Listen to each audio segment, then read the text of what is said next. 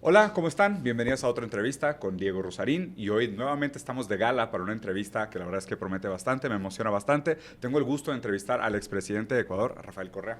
¿Cómo estás? Un honor, Diego, estar contigo. No, al contrario, la verdad es que un placer. Ya había hecho un par de videos, interpretaciones, me había acercado un poco a la realidad ecuatoriana y obviamente a tu trabajo, a tu legado, que creo que habla también mucho por sí solo. Y la verdad es que me emociona mucho, te agradezco mucho por el espacio y la oportunidad No, de gracias a entrevistarte. ti. Estoy honrado.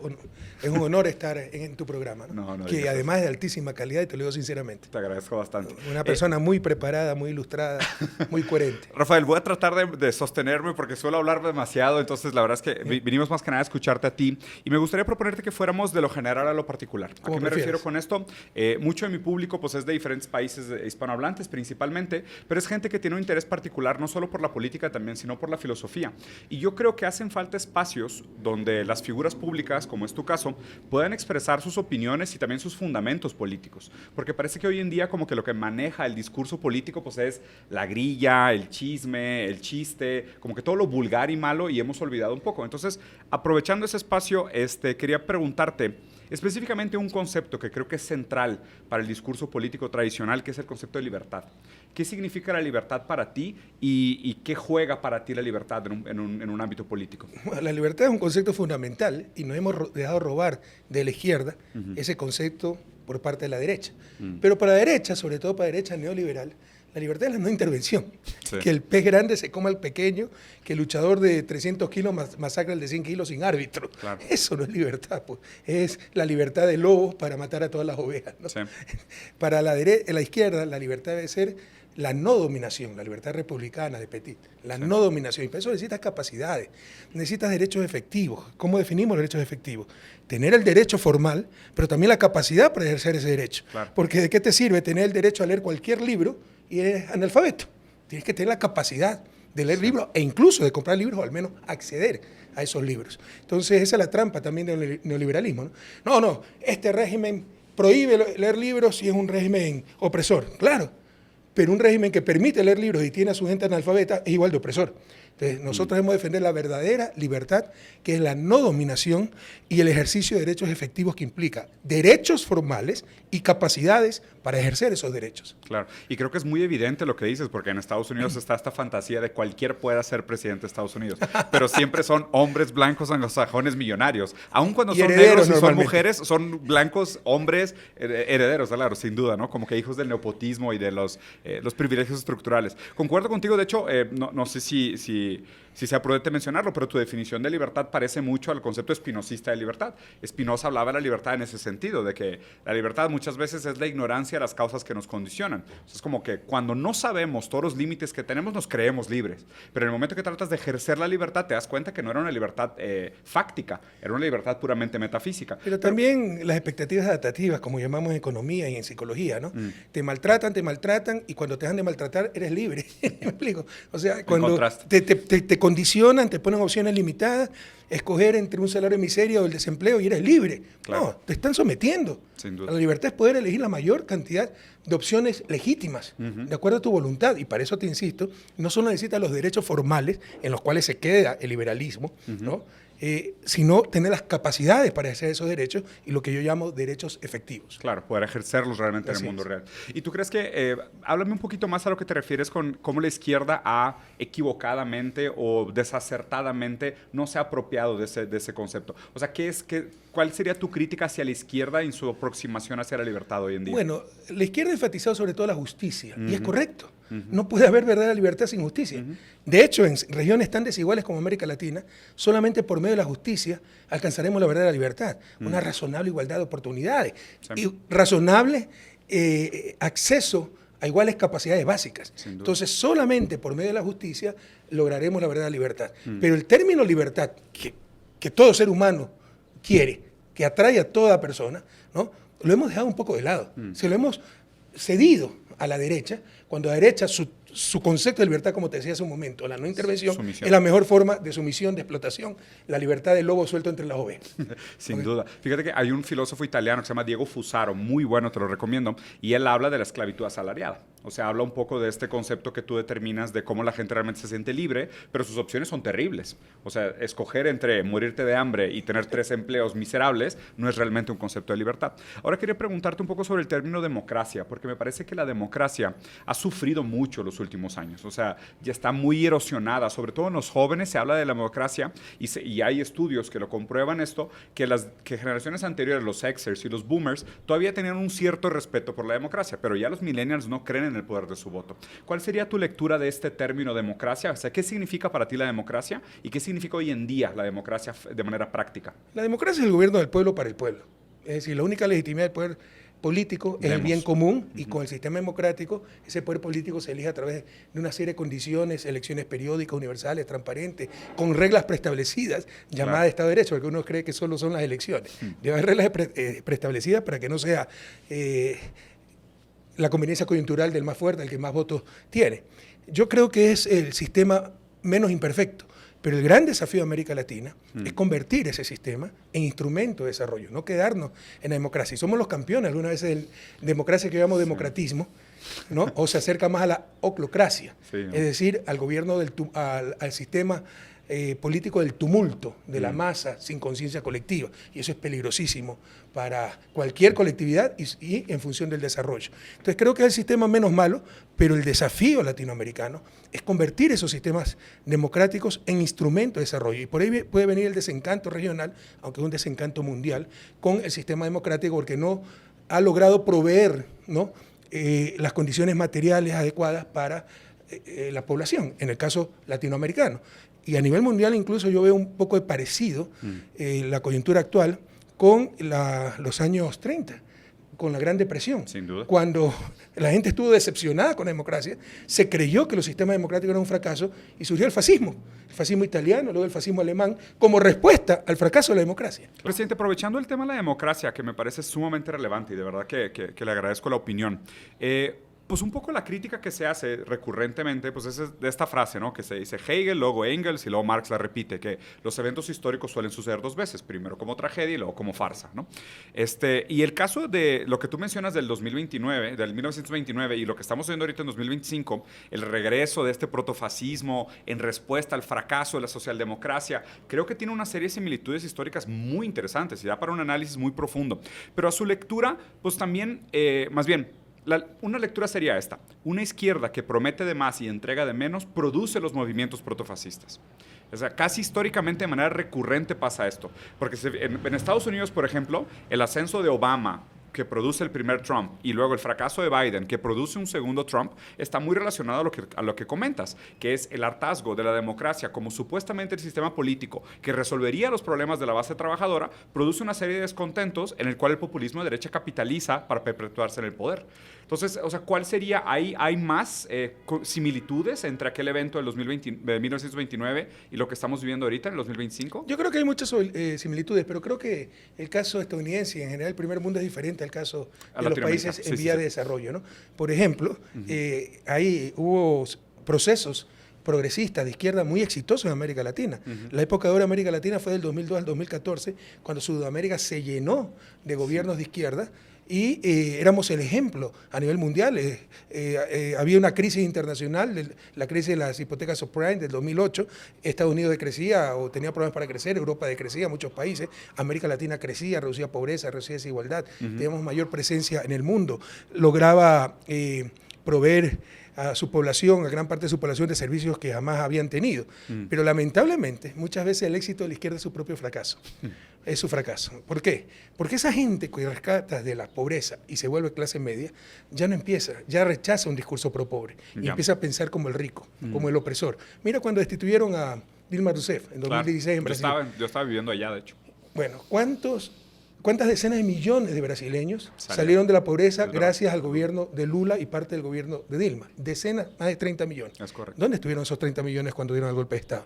Entonces es un problema, un dilema que tenemos, porque caen en los cantos de sirena de la derecha y sufren de pobreza aspiracional. Están mucho mejor que antes, objetivamente, o también se llama pobreza subjetiva, pero frente a lo que aspiran, ya no aspiran llenar la olla cada día, ya eso es muy poco. Sí. ¿Ya? Ahora aspiran vacaciones en Estados Unidos, en Miami, cada año, y eso lo ven más lejano. Entonces sienten frustración, y ahí puede venir también ese apoyo, y también por un poco de moda, por un poco de esnovismo, a estas posiciones extremistas que no creen en la democracia, que son posiciones polarizantes, diríamos fascistas, ¿no? Claro. El caso de Estados Unidos y Europa es un poco diferente.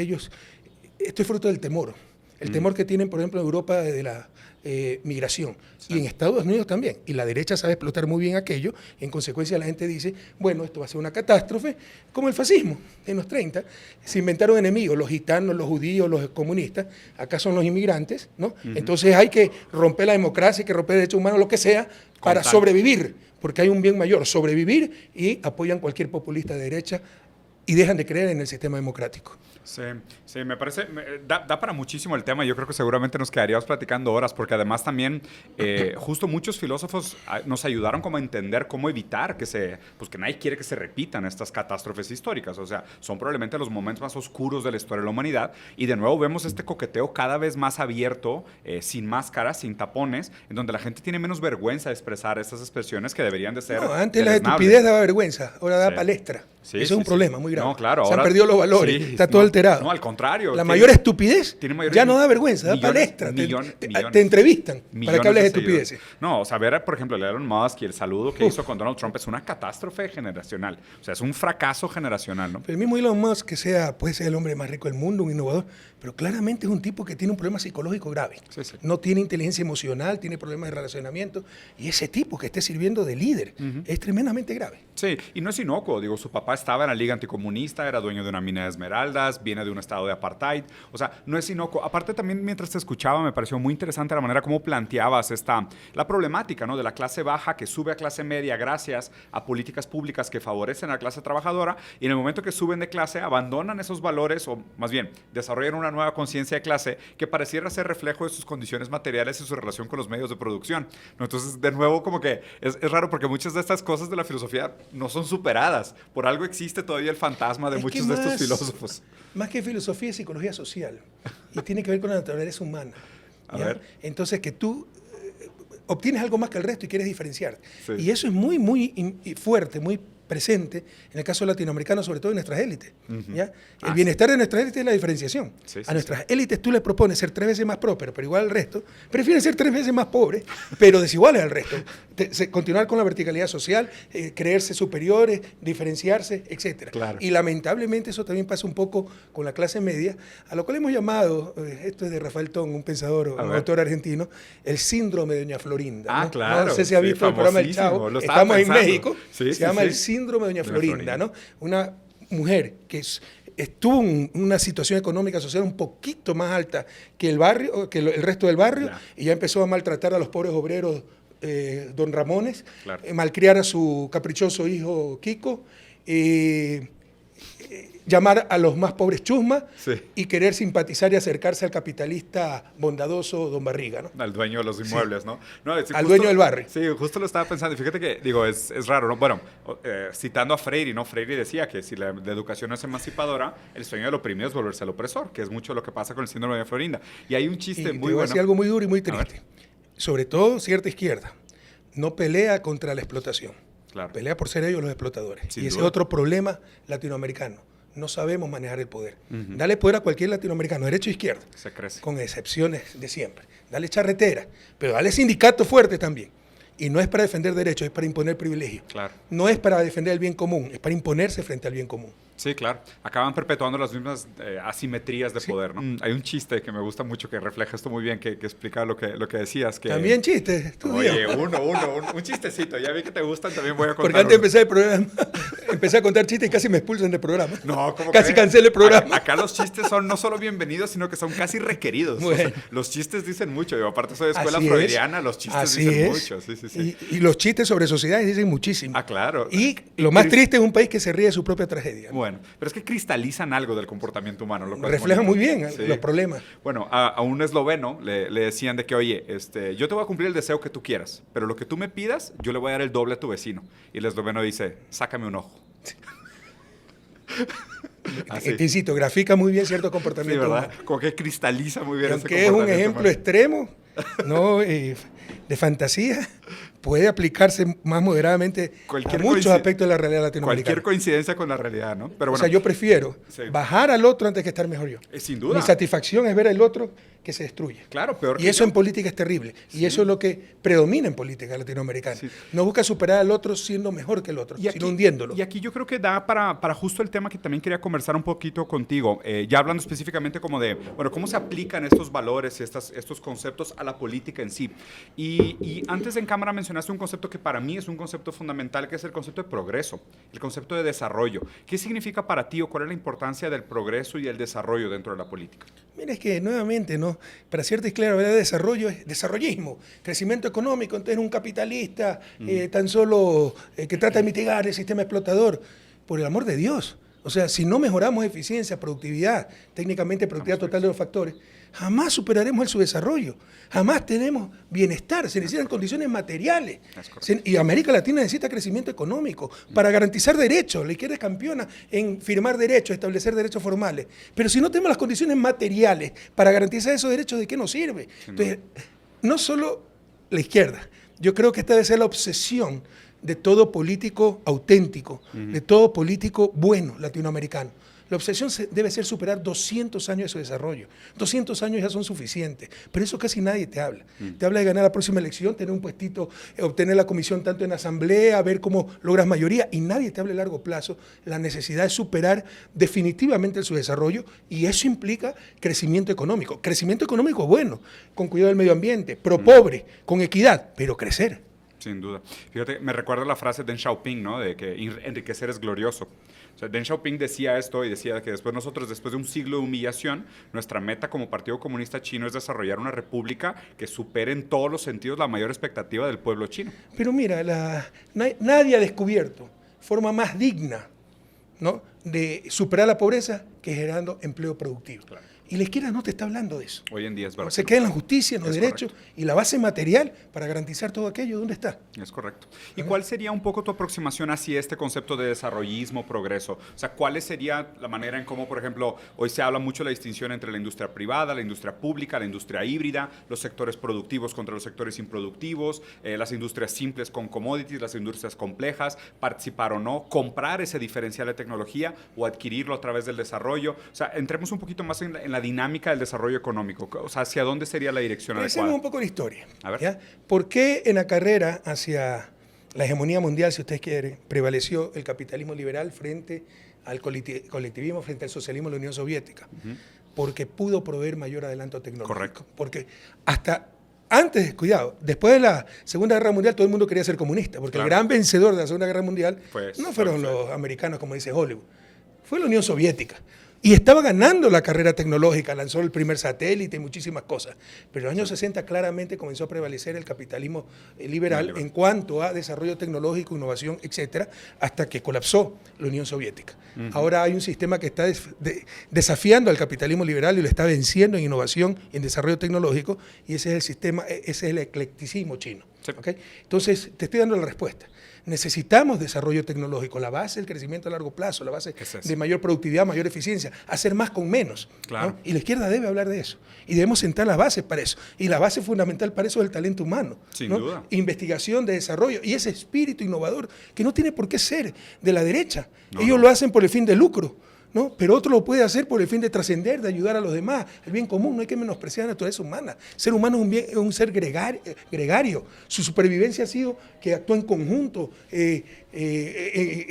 coordinando sus acciones. Entonces, esa en verdad ha sido la supremacía y por qué sobrevivió el Homo sapiens a especies más fuertes y tal vez más inteligentes que él. Colaborar. Porque supo colaborar, es la cooperación, no la competencia. Pero debemos hablar de generación de ciencia, tecnología, innovación, para mayor productividad, con ello lograr mejores bases materiales y mejores niveles de vida. Desde un punto de vista de izquierda, progresista, con justicia, dignidad, con equidad. Pero hay que hablar de productividad, de eficiencia, de desarrollo tecnológico.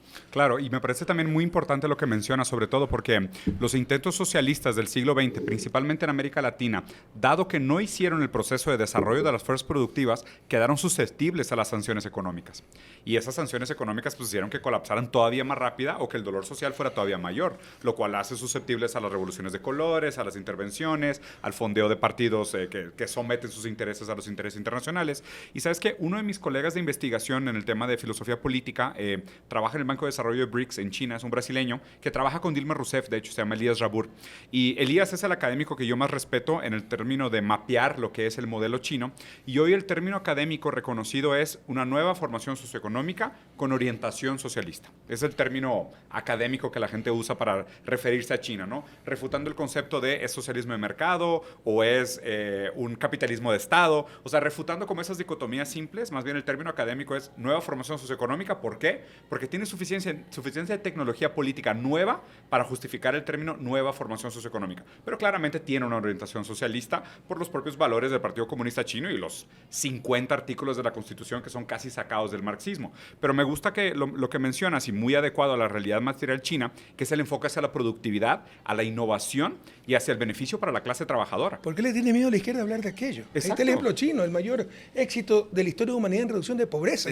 800 millones de personas. ¿Y en cuántos años? 40. ¿no? Sí, y es un locura, sistema muy pragmático, sí, porque tienes planificación central, sí, tienes regulación central y donde el mercado funciona mejor, deja que funcione. Exacto. Pero siempre controlado por la sociedad, es decir, el mercado en función de la sociedad, siempre. no la sociedad en función del mercado. Eso es lo que Deng Xiaoping, o sea, no ese, importa qué color sea el gato. Y ese es el gran debate ideológico. Nadie en el siglo XXI puede negar el mercado. Claro. Pero una cosa es el mercado como amo y otra cosa es el mercado como siervo. Sin duda. Okay. Bueno, Deng Xiaoping decía, el mercado es un excelente esclavo, pero un pésimo amo. Tal cual. No, también decía, no importa el color del gato. Mientras case ratones. Lo importante es que case ratones. Y que sus ojos sean rojos.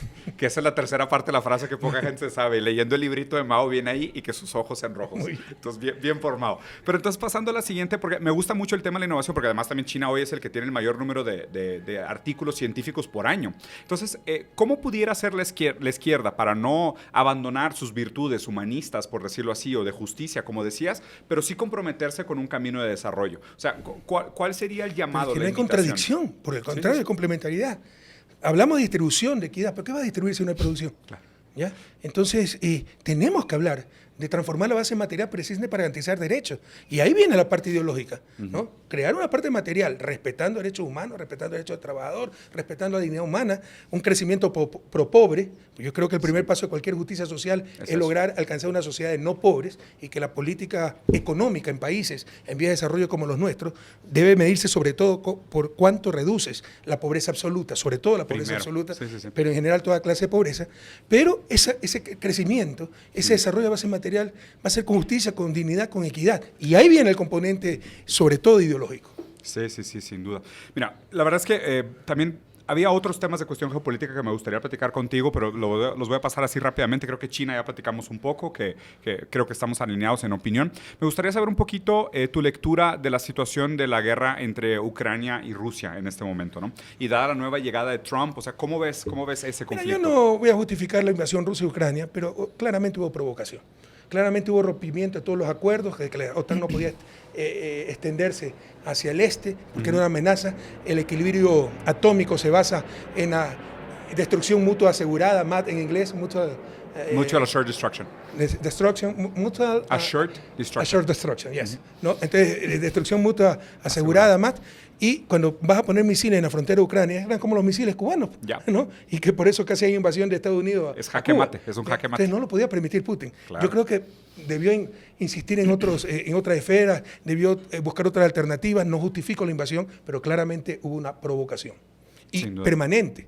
no de unos meses, de muchos años. Sí. ¿Y te parece que la llegada de Trump ahora al poder va a llevar un nuevo tipo de negociación? O sea, porque Trump prometió, ¿no?, resolverlo en un día, y ahora ya hay intentos de negociación. ¿Hacia dónde te parece que va el conflicto? Sí, yo creo que Trump, una de las cosas positivas, pocas cosas positivas que ha llegado al poder, es que puede finalizar el conflicto Ucrania-Rusia. Él es cercano a Putin. Sí. Los republicanos, más que por pacifistas, por convicción, por tacaños, no les gusta involucrarse en conflictos extranjeros. Pat Buchanan decía, la única guerra que debíamos pelear fue la guerra de independencia. Y ya. Ni primera, ni segunda guerra mundial, nada. Sí, sí, Entonces, no son como los demócratas que les encanta intervenir en todas partes del mundo. Entonces, yo creo que Trump, con su pragmatismo, más allá de su multitud de efectos, podría, de hecho creo que lo va a lograr por su cercanía con Putin, con los líderes en conflicto, podría lograr la paz entre esos dos países. Ojalá. Sí. Y ahora el siguiente conflicto que me gustaría, bueno, que este ni siquiera califica como conflicto, más bien el genocidio del pueblo palestino. O sea, ¿tú crees que...? Sí, eso no es conflicto, eso es masacre. Sí, es masacre, Sí. sin duda es genocidio.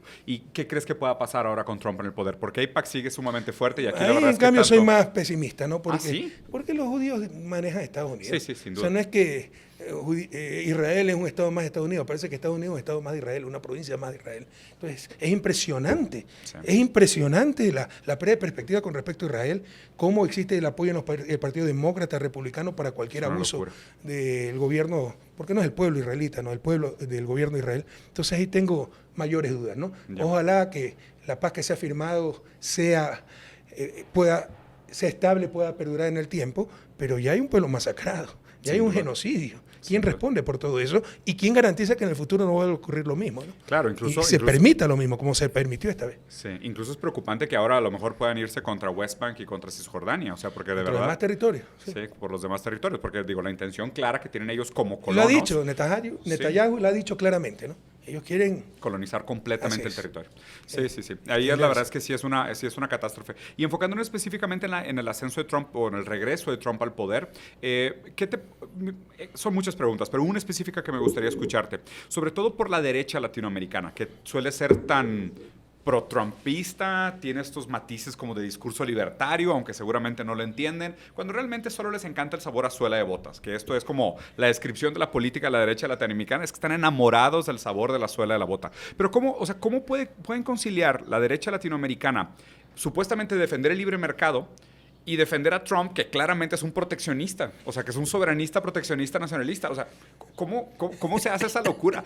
¿Seré yo el esquizofrénico? No, una mezcla de ignorancia, novismo. Mira a Milei abrazándose con Trump y tienen diametralmente criterios... Y lo pusieron contra la pared. Opuestos. En cuanto a comercio, por ejemplo, Trump es proteccionista. Claro. Y cuidado, yo en el lugar de Trump probablemente sería también proteccionista. Porque cuando mis empresas se están yendo a la India, a China, buscando mano de obra más barata, y después me mandan esos productos a Estados Unidos, cuando perdieron puestos de trabajo, hicieron tanto daño, bueno, yo les pongo aranceles también. Obvio. Y evito que se vayan. Claro. ¿no? Pero en todo caso, esa es la antítesis del pensamiento de Milei, que se cree libertario, aunque no sé si entiende bien esa palabra. En lo económico se expresa en el anarcocapitalismo de Murray Rothbard. Pero creo que ni lo ha leído el pobre hombre. ¿no? Ni lo ha leído. Ojalá entonces, que no, y va a abrazar a Trump, que es proteccionista. Entonces, se trata de mucha ignorancia, mucho esnovismo y mucho entreguismo.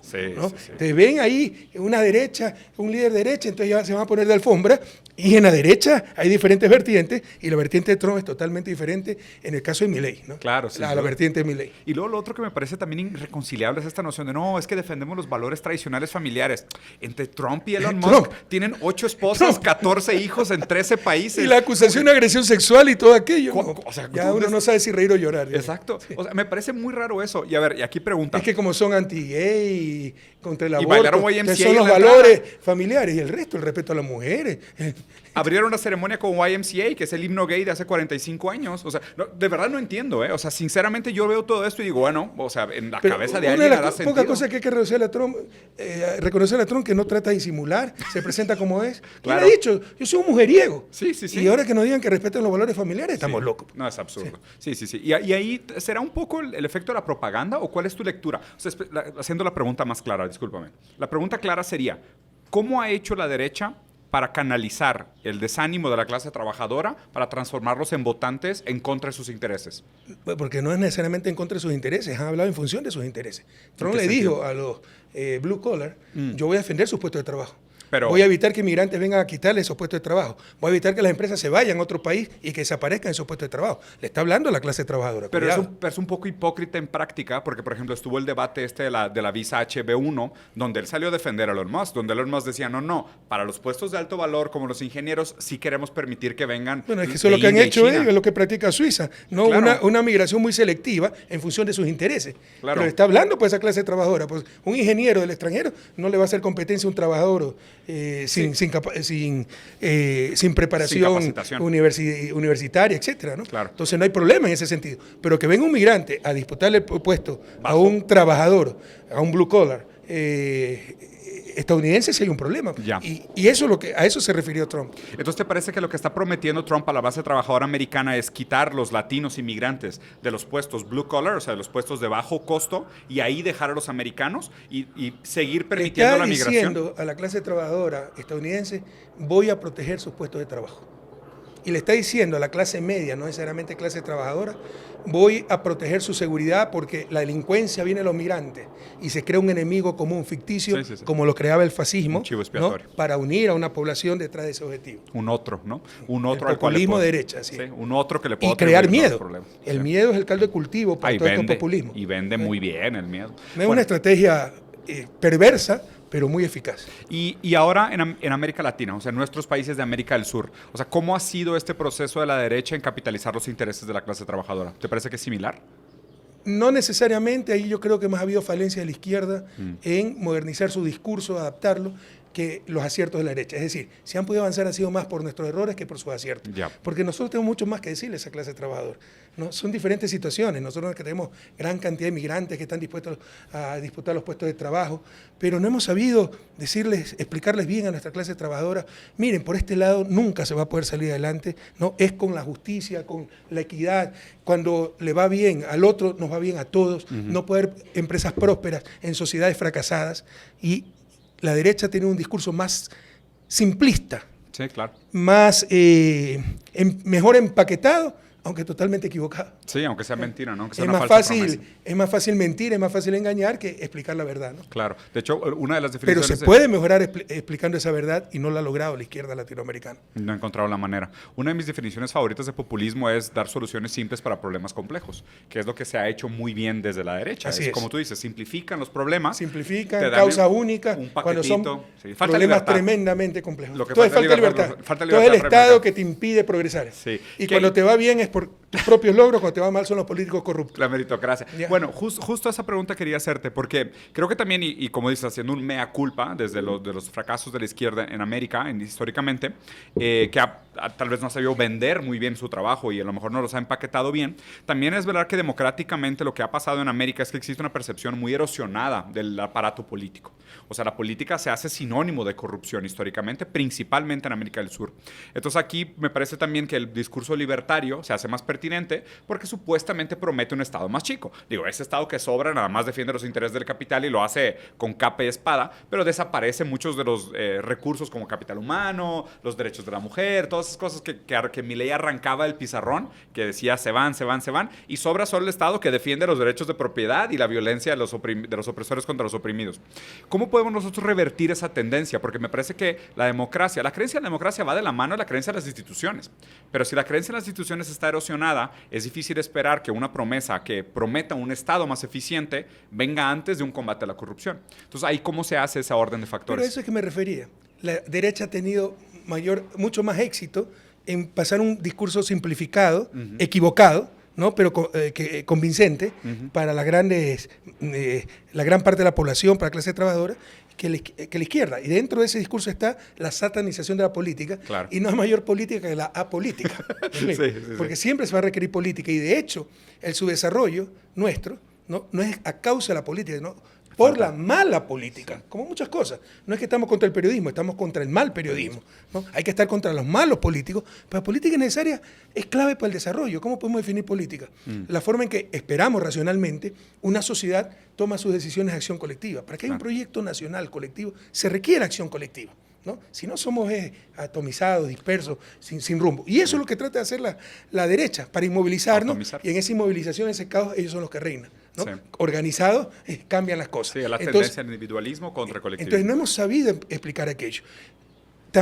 Muchos hemos tenido éxito en el ejercicio gubernamental, ¿no? Nuestro proyecto, pues lo dicen todos los indicadores, fue muy exitoso. No pueden permitir eso.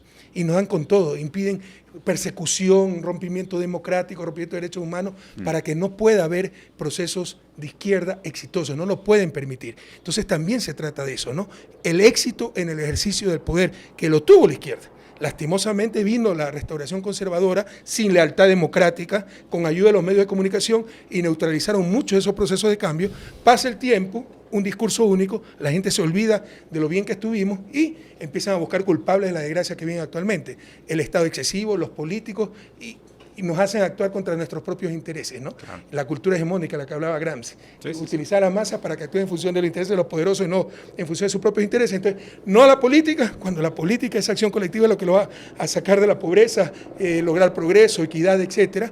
No el Estado, cuando el Estado es el que te garantiza tus derechos, provee servicios, distribuye el ingreso, distribuye la riqueza, y ellos son los que dominan en ese caos. Claro. Sí, la ideología a final de cuentas refleja los intereses de la clase dominante, no de la mayoría. No, hay ideologías hechas a la medida. Sí. O sea, y ese es otro punto importante para ver la autenticidad de un político, ¿no?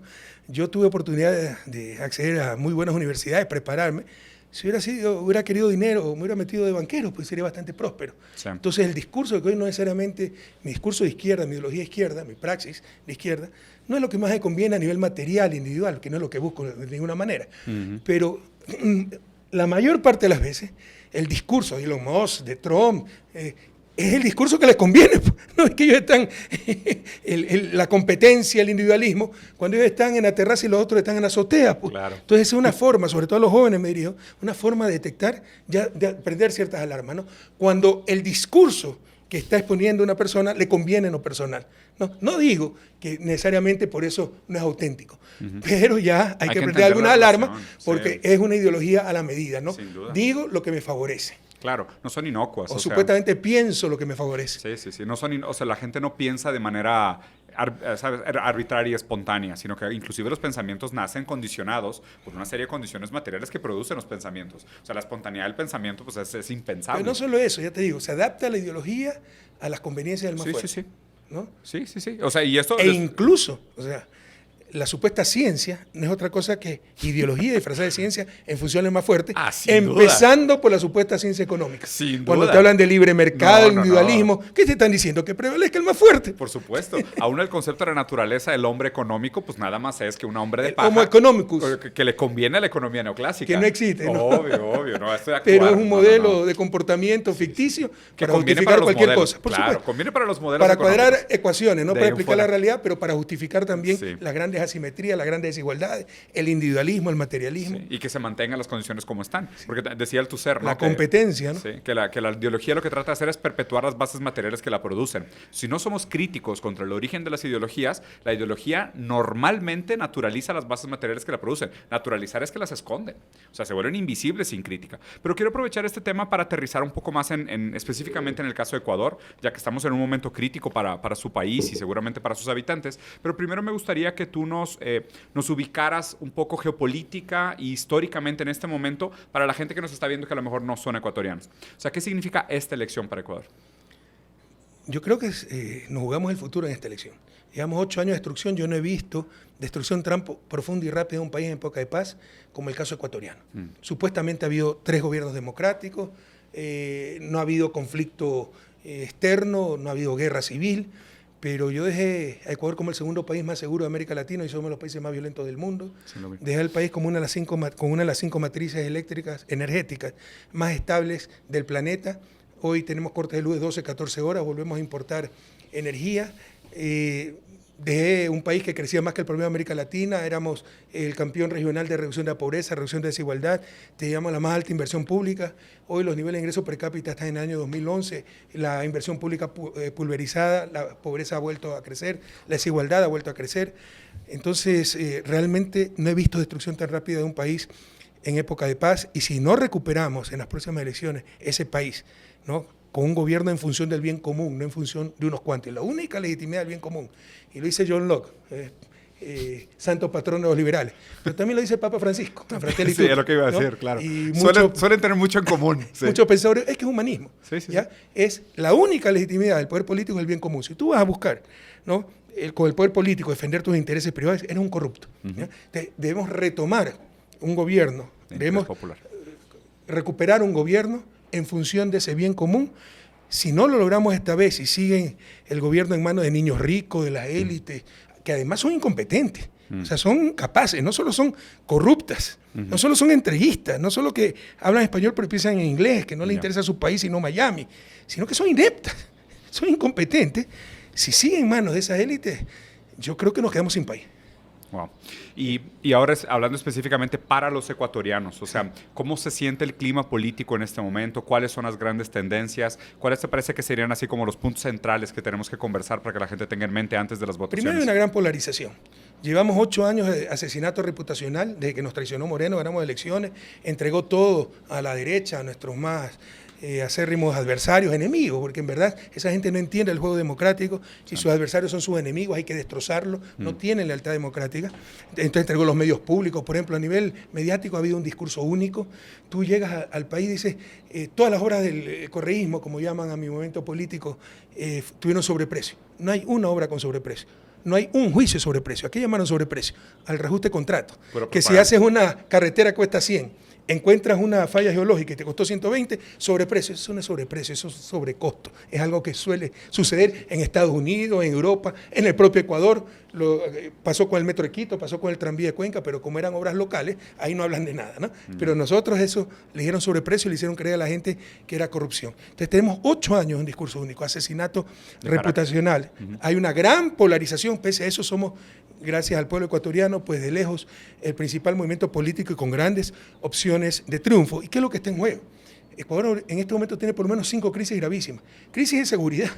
De ser el segundo país más seguro de América Latina, nos convirtieron en los más violentos del mundo. De tener 5.8 homicidios por cada 100.000 habitantes, el año 2023 tuvimos 43 homicidios y el año 2024 38 homicidios por cada 100.000 habitantes.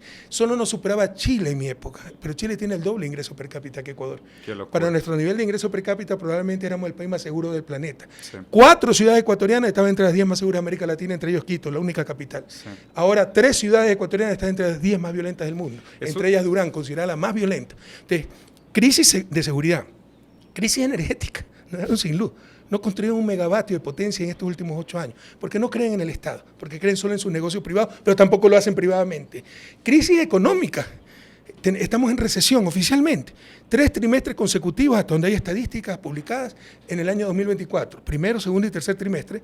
Y el 4º trimestre va a ser peor porque fue cuando hubo la crisis energética, cortes de luz. Pero antes del corte de luz, de los cortes de luz ya estábamos decreciendo. Y con factores tremendamente positivos. Remesas récord de los migrantes, porque el neoliberalismo solo exporta seres humanos. Y esos seres humanos, exiliados de la pobreza, expulsados de su propia tierra, no se olvidan de su país. Y mandan ese dólar, ese euro que con tanto esfuerzo se lo ganan a su patria. Y eso es lo que sostiene la economía ecuatoriana, eso es lo que sostiene la dolarización ecuatoriana. Son más de 6.000 millones de dólares que en el 2024 de remesas. Wow. Yo en mi gobierno tenía 3.000 millones, el doble. O sea, ¿cómo pueden tener que quebrar la economía con esas condiciones? El Fondo Monetario, por cuestiones geopolíticas, le ha dado ayuda sin límite, miles de millones en crédito. Los precios del petróleo, Ecuador es un país petrolero, han estado altos, entre 70 y 80 dólares, y aún así no tiene recesión económica. Tercera crisis. ¿Ya? La cuarta crisis, la crisis de servicios sociales. No hay medicina en los hospitales, 200.000 niños han salido del sistema educativo, es terrible, una tragedia. Y la quinta crisis, la crisis democrática, la crisis institucional. Ecuador no tiene Estado de Derecho en estos momentos. Hay un golpe de Estado. Desde el 5 de enero debió asumir la presidencia la vicepresidenta, por ley, por constitución, porque el presidente se lanzó a la reelección y como candidato tiene que pedir permiso durante la campaña electoral. No le dio la gana. Destituyó a la vicepresidenta, nombró otra vicepresidenta para encargarle a ella la presidencia. Y no hay capacidad institucional en el Estado para parar tanto abuso. Entonces no tenemos democracia y esa es la quinta crisis, la crisis institucional. Vale, mira, una por una, porque creo que hay mucho de qué hablar de todas ellas, ¿no? El tema de la seguridad fue algo algo en lo cual sí indagué bastante, de hecho inclusive dediqué un video al tema, y se vio muy drásticamente cómo menciona en los últimos 8 años se fueron desmantelando todos aquellos aparatos de Estado que garantizaban la seguridad, con la cual se construyó poco a poco durante los casi 20 años anteriores, que fue un proceso muy largo y arduo de construir todo un aparato, un sistema, una fibra que pudiera pues, revertir la tendencia, y rápidamente se perdió. O sea, se notó luego cómo desmantelas el Estado y se pierde. Alguien dijo, para construir se requiere gigantes y siglos, para destruir enanos y segundos. Es mucho más fácil destruir que construir. Tal cual. Y también Pero mira, hay una gran diferencia, Diego. No solo destruyeron las capacidades del Estado, ¿no?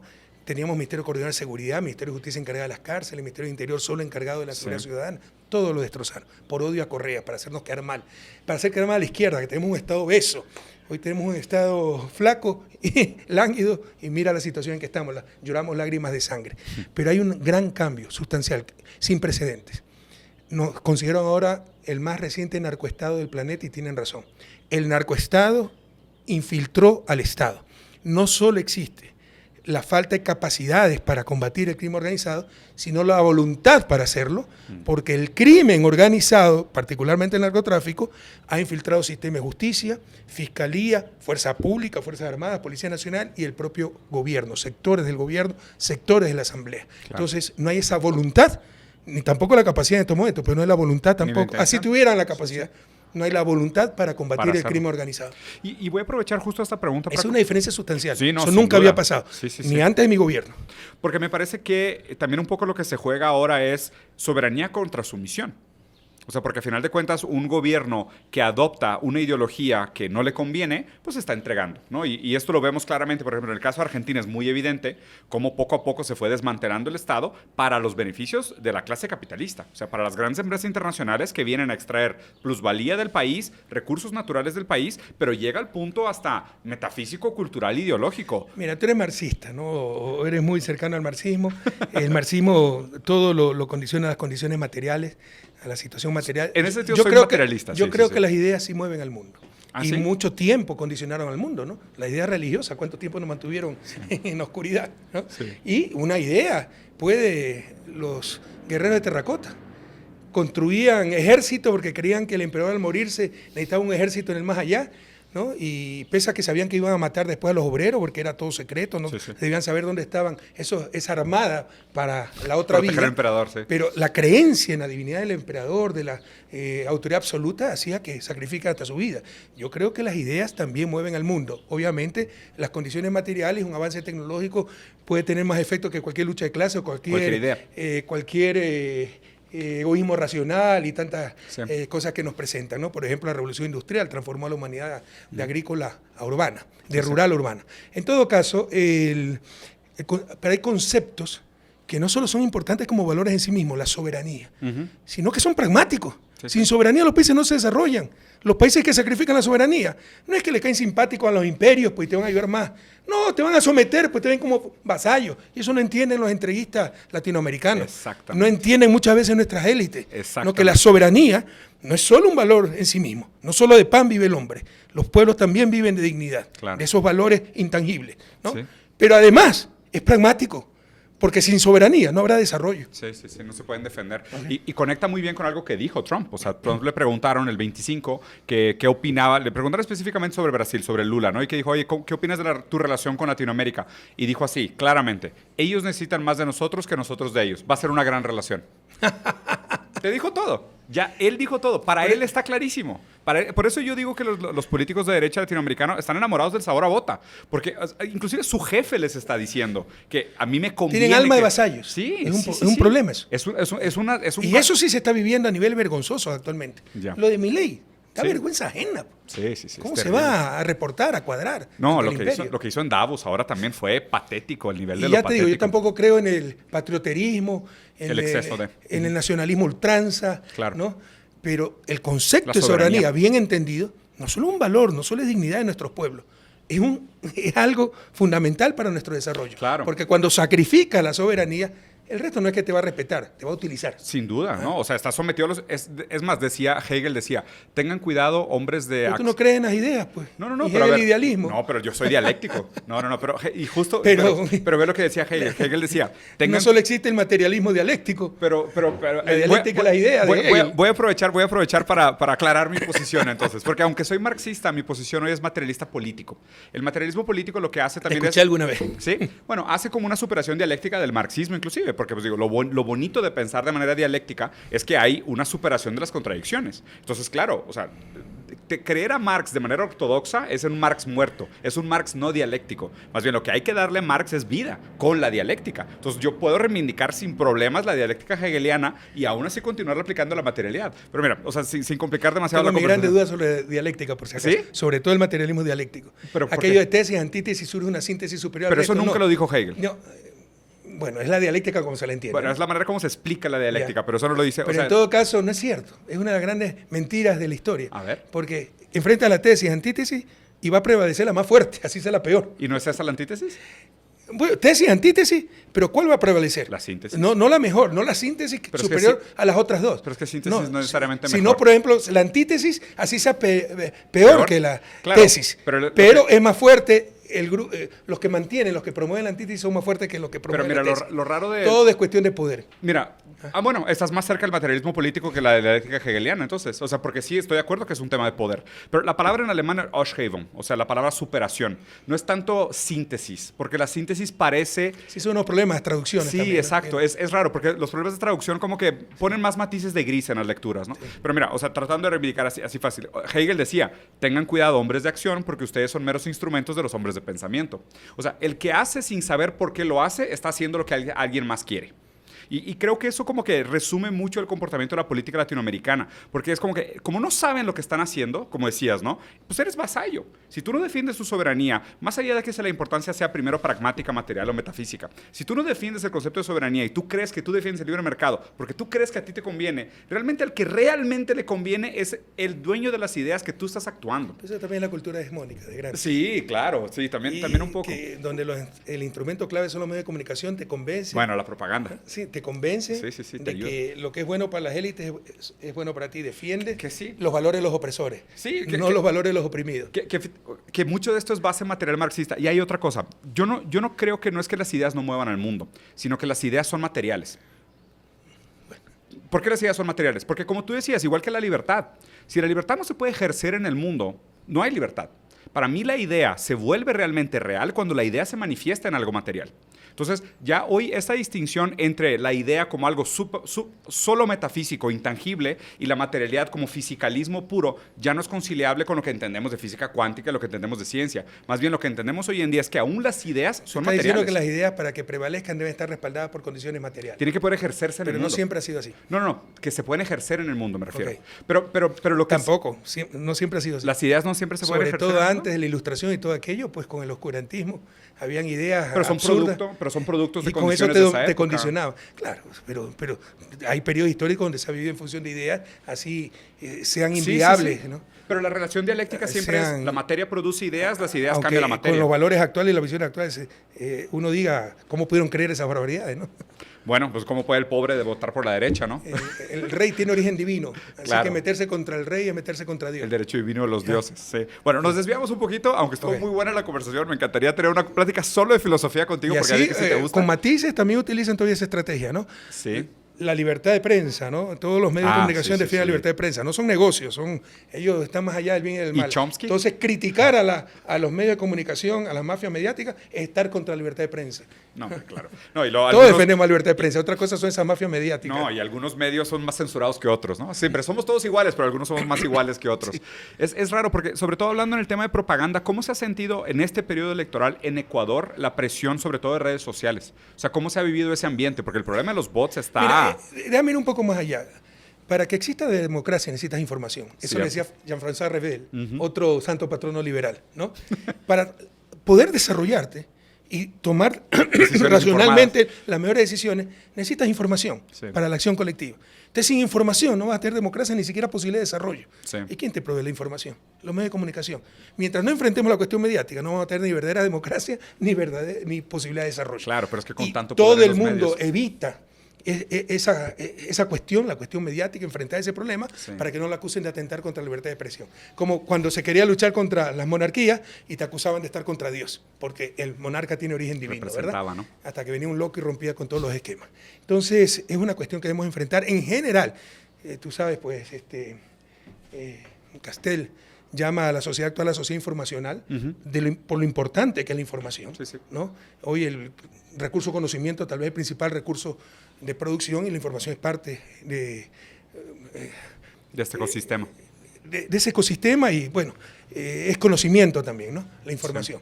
Entonces, esto es clave para el desarrollo, clave para la democracia y está en manos de negocios privados con fines de lucro. Y ahora con las redes sociales algunos dicen, esto equilibra un poco, hace contrapeso a esos medios hegemónicos. De ninguna manera. Reproducen lo que dicen los medios hegemónicos. Antes, probablemente, el problema era la falta de información. Hoy es el exceso de la información y la mala información, Sí. ¿no? Y eso puede ser más peligroso que la falta de información. Y tenemos que enfrentar esos problemas, pero nadie se atreve a enfrentarlos para que no le digan, está atentando contra la libertad de prensa, está atentando contra la libertad de expresión, está atentando contra la libertad de pensamiento. Sí, Hay que perder esos miedos. Pedro Sánchez acaba de dar un paso muy importante en ese sentido, ¿no? Sí. A decir que hay que acabar con el anonimato en las redes sociales. Bueno, eso me parece sumamente interesante. De las pocas cosas de que estoy de acuerdo con Pero Pedro es que Sánchez. debe tener esa. responsabilidad. Sí, sí. O sea, lanzas cualquier mentira desde el anonimato, sabes el daño que puedes hacer. Sí. Porque ese es otro punto, como corolario. La defensa de la verdad como un derecho humano. Estamos en una época donde se ha destrozado la verdad. Y sin verdad no vamos a tener, como te decía, democracia ni desarrollo. Sí. Y parece que no importa que se destruya la verdad, ¿no? Sí, la distinción ya no es tanto entre verdad y mentira, sino que ya la verdad es indefinible. O sea, ese es el problema de la posverdad que dice, ¿no? Yo no comparto mucho No, eso. Yo creo tampoco, que... pero la lectura que se hace O sea, superficialmente. yo creo que también hay cosas es que más objetivamente puedes saber si es verdad o mentira. Hay zonas grises. Sí. Pero claramente, además que muchas veces de forma deliberada se miente. No, y y eso también- debería ser un delito, porque Sí. es un derecho mío saber la verdad.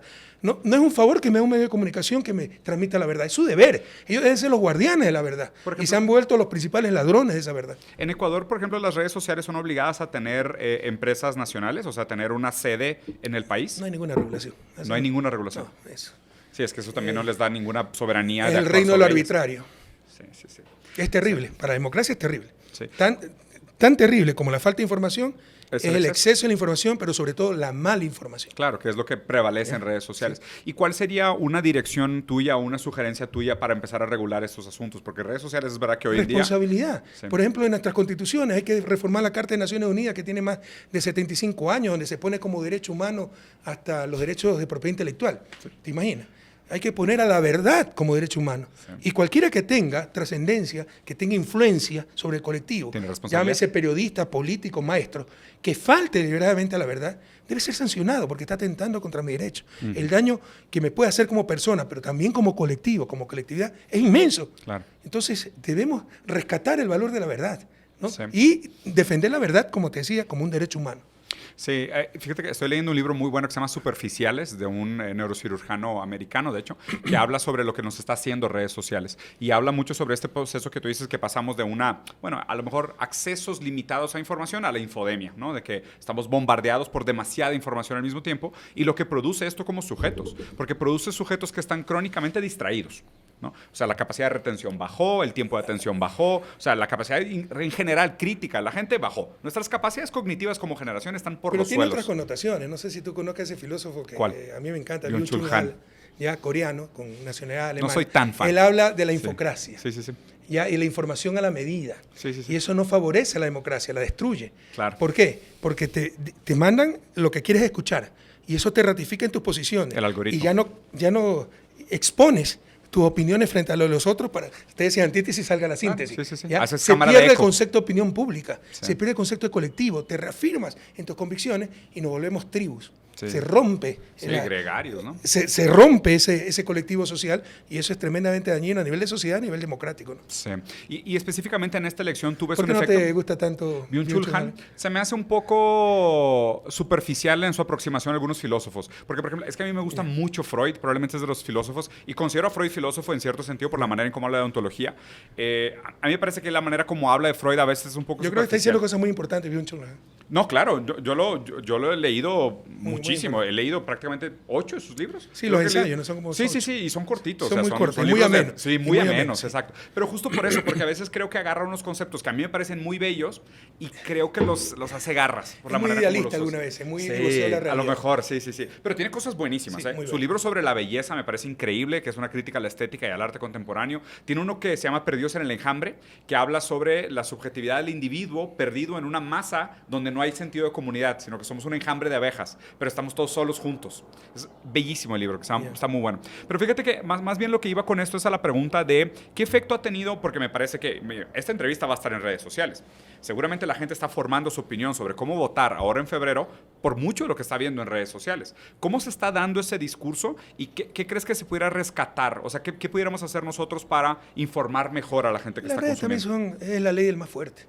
O sea, por ejemplo, tenemos un Novoa que antes de las elecciones gastaba cerca de 2 millones en publicidad, en pauta en redes sociales, que tiene miles al año, al de mes. bots, ¿no? De granjas de bots, Sí. de troles. ¿Cómo compites contra eso?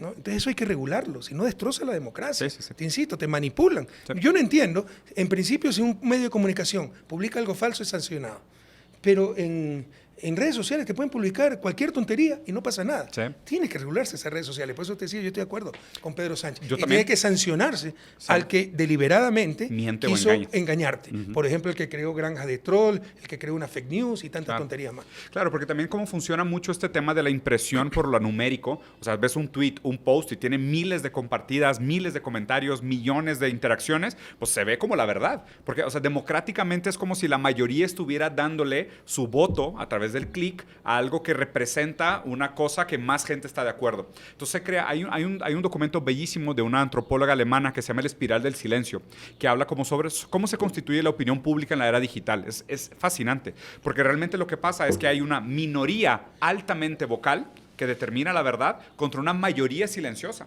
Y es increíble porque a mí me pasa mucho de que Hay yo... cosas mucho más graves, ¿no?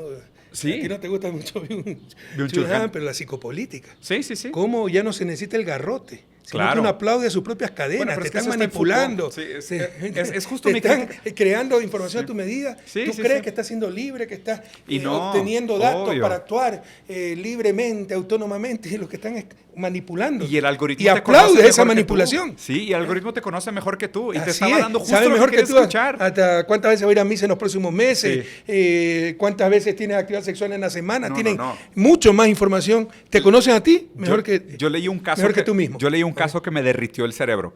Una pareja descubrió que estaba embarazada por Amazon, porque Amazon les sugirió pañales. Y dijo de que, oye, ¿por qué no se está sugiriendo pañales? Y la chava dijo, oye, sí es cierto, se me hace que voy tarde. Si hicieron la prueba, estaban embarazados. Qué barbaridad. Amazon supo antes que la pareja que necesitaban comprar No, pañales. con unos cuantos likes una en redes locura. sociales ya sabes cómo piensas, qué Obvio. vas a hacer. etc. Sí, sí, sí. En Pueden ese sentido pronosticar estoy- bastante bien tu to- comportamiento. Y Y, entonces- te preparan información a tu medida y te manipulan, te están esclavizando y tú estás aplaudiendo tu libertad. Y tú crees que fue tuya la idea. Y tú Y crees que crees que eres eres libre. libre. Y te crees, sí, exacto. Bueno, entonces, tratando de hacer este tema de predicciones. El gran hermano. Sí, el gran hermano. Antes se Introyectado. daba hasta la vida para proteger tu privacidad, ahora la donamos gratuitamente con los likes, las películas de Bueno, Netflix te que ves, encantaría- etcétera, y te manipulan Te totalmente. encantaría. Hay un ensayo muy bonito de Luz y Guattari, que es pues, siguiendo el trabajo de Foucault sobre la introyección del panópticon, que habla de las sociedades del control. Está muy, muy bueno. Y hablando de este tema de las predicciones, presidente, para no abusar demasiado de tu tiempo, ¿qué podemos esperar de estas elecciones? O sea, hasta ahora estamos ganando, no nos van a dar ganar. Esto también tiene implicaciones geopolíticas, si quieres, modestia aparte, un error que cometí fue haber subestimado nuestro proceso y mi rol particularmente. Ya. Porque, bueno, yo dije, cumplimos hasta el 2017, dejé todo mi esfuerzo por el bien de mi país, creo que fuimos un gobierno bastante exitoso, me voy tranquilo a mi casa, nunca me dejaron ser expresidente, nunca me permitieron regresar a mi país, me hundieron en juicios penales, el offer e indagaciones penales, No tengo hasta una sentencia por influjo psíquico, que este año se le va a derrumbar probablemente en el Comité de Naciones Unidas, es otros problemas, ¿no? Los sistemas internacionales de justicia, ¿cuánto demora en una burocracia? Se ha perdido el hambre de justicia y mientras tanto destrozan nuestros derechos humanos y destrozan a nuestros países, ¿no? Pero en todo caso, ellos no pueden permitir un proyecto de izquierda exitoso, un proyecto alternativo exitoso. Y eso fue la Revolución Ciudadana de Ecuador. Entonces les vamos a ganar en las urnas. Otra cosa es que nos den ganar, porque van a utilizar todos los medios para impedir nuestra victoria. Y aquí una pregunta a lo mejor un poco complicada. ¿Y te parece que esta resistencia ilegítima es algo que tiene solo actores internos o tiene algún tipo de apoyo externo? No, eso te estoy diciendo. Yo subestimé nuestra importancia y por supuesto que tiene actores externos, tiene la embajada, ¿no? Tenemos pruebas, hay chats que se han revelado, etcétera, donde el embajador Michael Fitzpatrick, ya no sigue él, pero con la fiscal, que es una corrupta total, prepararon los casos contra nosotros para impedirnos regresar al poder, para impedirme que yo regrese a mi país. Y tú sabes, la ausencia del líder fundacional es terrible, para ¿no? mover los movimientos. Modestia aparte, o sea, si hubiera regresado al país en el 2021, iba a ser candidato, hubiéramos ganado las elecciones y Lasso nunca hubiera sido presidente. Pero horas antes de mi inscripción, en plena pandemia del COVID, en tiempo récord, me sacaron la sentencia más ridícula de la historia de la humanidad. Como no me podían acusar de nada, dijeron que a través de influjo psíquico dirigí una organización dedicada a los sobornos. Pero así está, no lo vas a creer, yo te puedo mandar la sentencia, ¿no? Entonces, pero idealistas, ¿eh? Se les va a derrumbar esas tonterías. Sí. Pero ya el daño está hecho. Sí, claro. Ya el costo es irreparable, inmenso. No hay que perder la esperanza. Vamos a salir adelante, vamos a revivir Ecuador. Pero tampoco podemos alejarnos de la realidad, no podemos dejar de ser objetivos. Hay un daño inmenso ya, el costo ha sido gigantesco. Brutal. A nivel de malestar, a nivel de migración, a nivel de pérdida de tantas cosas, ¿no? Muertes, ¿cómo recuperas los muertos por la inseguridad? ¿Cómo recuperas los muertos por falta de atención durante el COVID? ¿Ya? No se pueden recuperar. Entonces el costo es enorme. Y ya lo pagamos. Nos retrasaron décadas. Sí. Últimas dos preguntas y prometo que cerramos. La primera es, y esto pudiera ser indicador, porque además el manual de las revoluciones de colores es muy predecible históricamente. O sea, tienden a seguir exactamente los mismos pasos, pasan por los mismos momentos. ¿Se pudiera ver algo como potencialmente un intento de una revolución de color? O sea, para robarle el resultado de la elección. Están dispuestos a todo. Van a impedir por todos los medios nuestra victoria, tienen de su lado los medios de comunicación, tienen de su lado la embajada, nosotros tenemos de nuestro lado el pueblo ecuatoriano. Pero hemos ganado holgadamente, no nos va a permitir ganar porque además todo está tomado. Las autoridades electorales, la Corte Constitucional, los mismos medios, la mafia mediática, las Cortes de Justicia.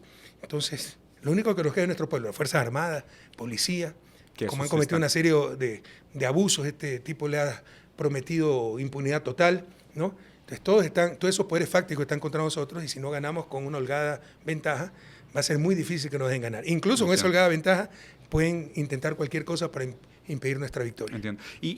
Impedir otorgarnos la victoria, porque le vamos a ganar. Claro, porque la victoria se determina por el voto del demos, ¿no? Y invariablemente ¿no será intrínseca esta fragilidad del propio sistema liberal? O sea, esta susceptibilidad a estos movimientos, por ejemplo, a los intereses del capital, a la intervención extranjera, a la intervención de fuerzas extranjeras más poderosas. O sea, ¿no es esto intrínseco al liberalismo?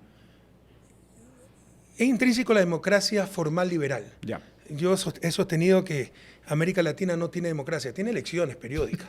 Pero democracia es un concepto mucho más allá. Sí. La única legitimidad del poder democrático, como decía, el poder político en general, pero más aún el poder democrático, es el bien común. ¿Cuándo hemos tenido sistemas democráticos donde todo está para que lleguen las élites, para que sigan los mismos grupos en el poder?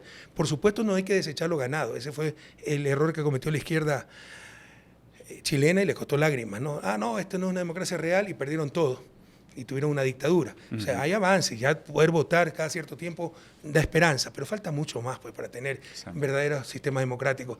Las elecciones periódicas, universales, transparentes, anticipadas adecuadamente. Directa.